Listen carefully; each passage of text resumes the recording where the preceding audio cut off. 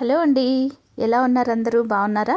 ఈరోజైతే మనం కుండలో చుక్కకూర పప్పు ఎలా చేయాలో చూసేద్దాం. ఒక గ్లాసు కందిపప్పు తీసుకోవాలి. ఈ కందిపప్పుని ఒక 2 సార్లు శుభ్రంగా కడుక్కొని తగినన్ని నీళ్లు వేసుకొని పెట్టుకోవాలి. మీరు రసం తీసుకోవాలి అనుకుంటే కొంచెం ఎక్కువ వాటర్ వేసుకోండి, వద్దనుకుంటే తగ్గించుకోవచ్చు. ఇప్పుడైతే స్టవ్ వెలిగించేసాను. ఇప్పుడు పచ్చిమిర్చిని శుభ్రంగా కడుక్కొని వేసుకోవాలి. ఈ పచ్చిమిర్చిని ఇలా తుంచి వేసుకోవడం వలన మనం పప్పు ఎనిపినప్పుడు తొక్కలుగా లేకుండా బాగుంటుందండి తినడానికి. ఇప్పుడైతే ఈ పచ్చిమిర్చిని అన్నీ వేసుకున్న తర్వాత 3 టమాటాలు తీసుకొని కడుక్కొని ఇలా చిన్న చిన్న ముక్కలుగా కట్ చేసుకొని వేసేసుకోవాలి. ఇప్పుడు తగినంత పసుపు కూడా యాడ్ చేసుకోవాలి.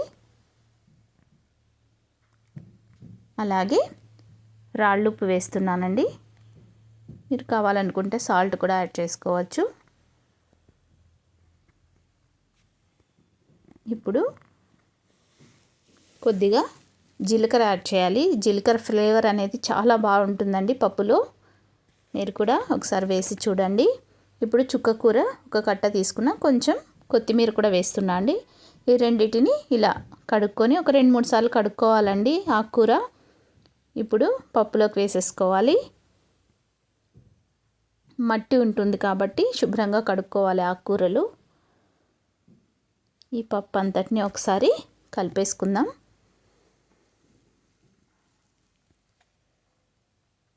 ఈ చుక్కకూర కొంచెం పులుపు ఉంటుందండి, కాబట్టి మీరు చింతపండు అనేది చూసి వేసుకోవాలి. పులుపు ఎక్కువగా తినేవాళ్ళు ఎక్కువగా వేసుకోవచ్చు. ఇప్పుడు మనకు ఒక పొంగు వచ్చేసిందండి పప్పు. ఇలా అంతా ఒకసారి కలిపేసుకొని మూత పెట్టేసి కొద్దిసేపు వదిలేసేయాలి. కొంచెం ఫ్లేమ్ని తగ్గించి పెట్టుకోవాలి, లేకపోతే పొంగిపోతుంది. ఇప్పుడైతే కొంచెం చింతపండు యాడ్ చేసుకోవాలి. ఇప్పుడు మూత పెట్టేసాము. ఇప్పుడు చూద్దామండి. ఆల్మోస్ట్ పప్పు అయితే ఉడికిపోయింది. ఇప్పుడు రసం పక్కకు తీసుకుంటున్నా. నేనైతే పిల్లల కోసమని కొంచెం రసం తీస్తున్నా.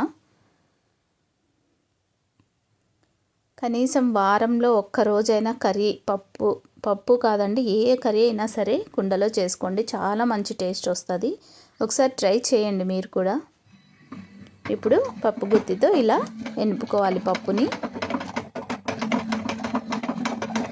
కొంచెం మెయింటైన్ చేయడం కష్టమే కుండలు, బట్ టేస్ట్ అయితే వేరే లెవెల్ అండి. నిజంగా చాలా బాగుంటుంది.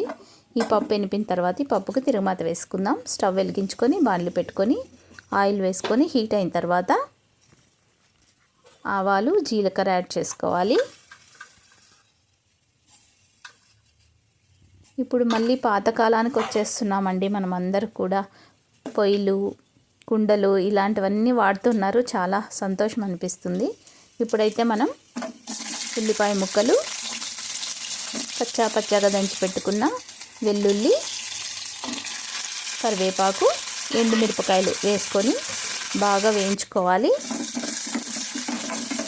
ఇవి కొంచెం మగ్గిన తర్వాత మరీ ఎక్కువ మాడకుండా చూసుకోండి. ఇలా ఉంటే సరిపోతుంది. గోల్డెన్ బ్రౌన్ కలర్ వస్తే సరిపోతుందండి. కొద్దిగా రసంలోకి వేస్తున్న తిరుగుమాత, ఇంకా మిగిలిన తిరుగుమాత అంతా కూడా పప్పుకు వేసేసుకుంటున్నాను. చాలా బాగుంటుందండి చుక్కకూర పప్పు. చాలా మంది తినడానికి ఇష్టపడరు చుక్కకూర. పాలకూర, మెంతికూర ఇలా చేసుకుంటూ ఉంటారు. ఈ చుక్కకూరతో ఒకసారి ట్రై చేసి చూడండి. చాలా బాగుంటుంది. కుండలో చేస్తే ఇంకా బాగుంటుందండి నిజంగా. అంటే ఒకసారి ట్రై చేయండి చేసి. ఓకే అండి, వీడియో అయితే అయిపోయింది. Thanks for watching.